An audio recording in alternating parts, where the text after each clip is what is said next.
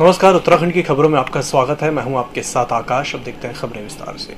उत्तराखंड विधानसभा का मानसून सत्र आगामी 23 से 27 अगस्त तक आयोजित किया जाएगा। इस सत्र की तैयारियों और सुरक्षा व्यवस्था को लेकर विधानसभा अध्यक्ष प्रेमचंद अग्रवाल ने अधिकारियों के साथ बैठक की। विधानसभा में आयोजित इस बैठक में प्रदेश के मुख्य सचिव डॉक्टर एस संधू के अलावा शासन और प्रशासन के कई वरिष्ठ अधिकारी शामिल हुए। बैठक में तय किया गया कि कोरोना गाइडलाइन का पूरी तरह से पालन किया जाएगा। प्रारंभ हो रहा है और उसको लेके आज सुरक्षा संबंधी और तमाम अधिकारियों के साथ बैठना हुआ और उसमें पहले की भांति हमने लगभग सारी बिंदुओं पे विस्तार से हमने चर्चा की है और स्पष्ट तौर पे चूँकि कोरोना प्रोटोकॉल है, हम उसका इस बात की पालन कर रहे हैं। उसको मद्देनज़र रखते हुए हम किसी भी दीर्घा में और कोई भी इस प्रकार का प्रवेश पत्र जारी नहीं करेंगे। साथ में जो हमारा ये 5 दिवसीय जो प्रोग्राम अभी हमें विधानसभा सत्र का मिला है, इस दौरान कोई भी प्रवेश मान्य नहीं है और जो हमारा प्रिंट मीडिया हेतु सूचना विभाग पीटीआई और इलेक्ट्रॉनिक मीडिया हेतु एएनआई के माध्यम से कवरेज प्रिंटिंग और इलेक्ट्रॉनिक मीडिया को उपलब्ध कराने की बात तय हुई है।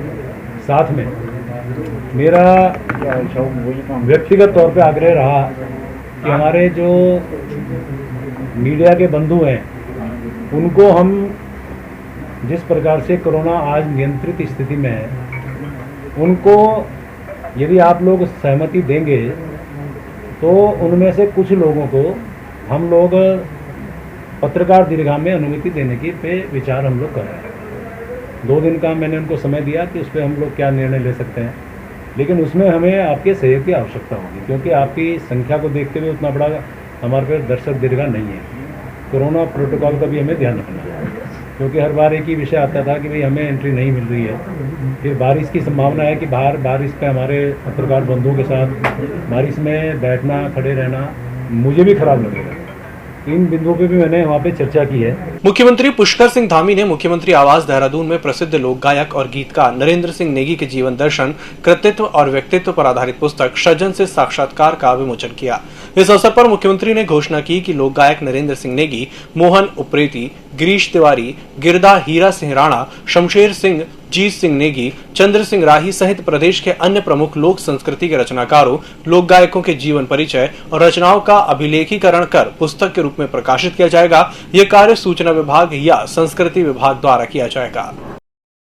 डोईवाला के जॉली ग्रांट का देहरादून हवाई अड्डे पर अब नए रूप में बनकर तैयार है और बहुत जल्द तमाम खूबियों को समेटने वाली आधुनिक टर्मिनल बिल्डिंग एयरपोर्ट अथॉरिटी के हैंडओवर होने जा रही है। देहरादून हवाई अड्डे की नई बिल्डिंग जहां 1800 यात्रियों की क्षमता वाली है, तो वहीं इसकी खूबसूरती भी देश विदेश के लोगों को बेहद पसंद आएगी। खास फीचर जो है आपको बताता हूँ, जिस तरीके से हम लोग इसको शेप देके बनाए। देखिए, we as a Ahluwalia contracts India limited, हमको एक यहाँ पे थीम दी गई थी और यहाँ के स्पेसिफिकेशन दिए थे एयरपोर्ट्स के बनाने के लिए।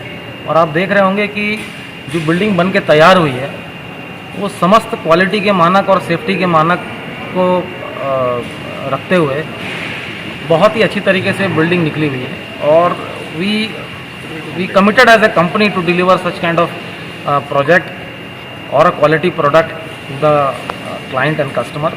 और बेसिकली इस बिल्डिंग का आप ये कह सकते हैं इट्स इंटेलिजेंस बिल्डिंग, जो जितने भी आज के जो एयरपोर्ट्स हैं उसमें से one of the best airport आप इसको कह सकते हैं। तो इसमें आप जो यहाँ पे high degree of security equipments और जो विजिलेंस यहाँ पे इस्तेमाल किए गए हैं, आप ये फसाड सिस्टम अगर आप देख सकते हैं तो this is one of the best facade system developed in India.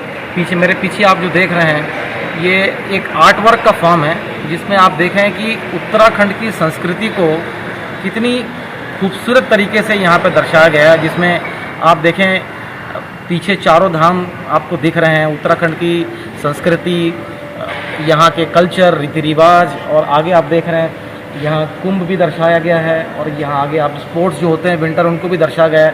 तो ये एक कोशिश रही है हम लोगों की तरफ से, जो हमको दिया गया था उसको 100% उसको बना के प्रस्तुत करने का। वोट बैंक के रूप में नहीं बल्कि अब जो दल कायस्थों को राजनीति में भागीदारी सुनिश्चित करेगा, कायस्थ समाज उसी दल को मतदान करेगा। ये बात अखिल भारतीय कायस्थ महासभा के प्रदेश अध्यक्ष डॉक्टर इंद्रसेन श्रीवास्तव ने आज यहां एक होटल में आयोजित प्रेस वार्ता में कही।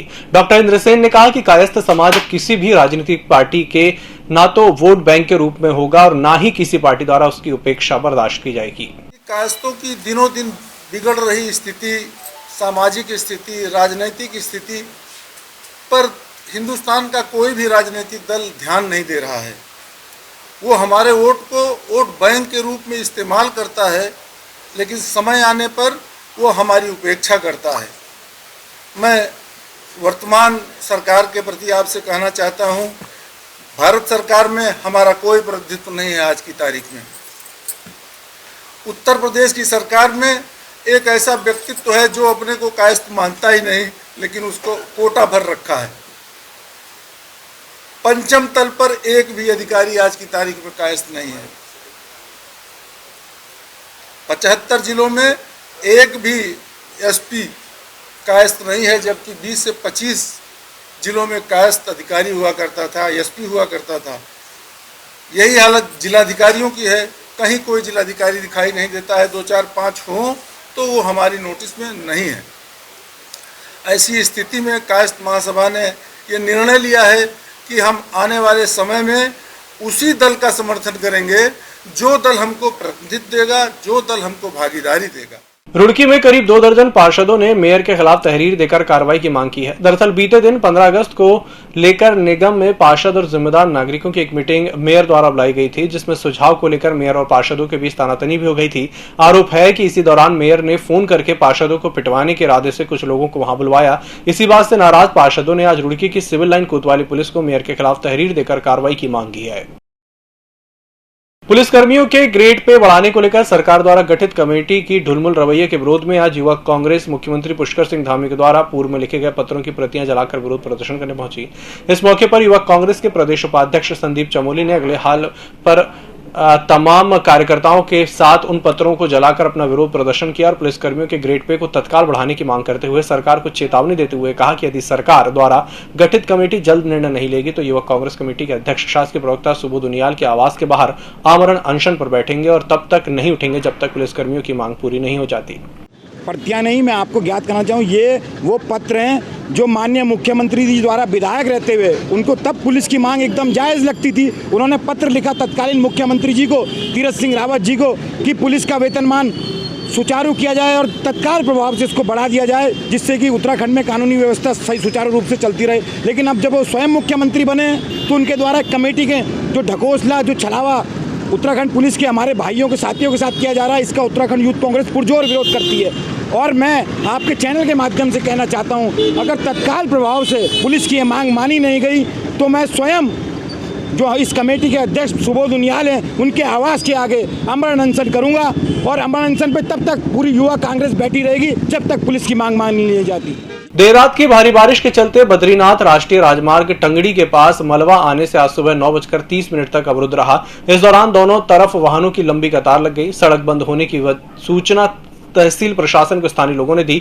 सूचना के बाद एनएच की मशीनें मौके पर भेजा गया और सुबह 9:30 बजे तक मार्ग को सुचारू रूप से शुरू कर दिया गया। इस बुलेटिन में फिलहाल इतना ही। इसी के साथ मुझे दीजिए इजाजत। नमस्कार।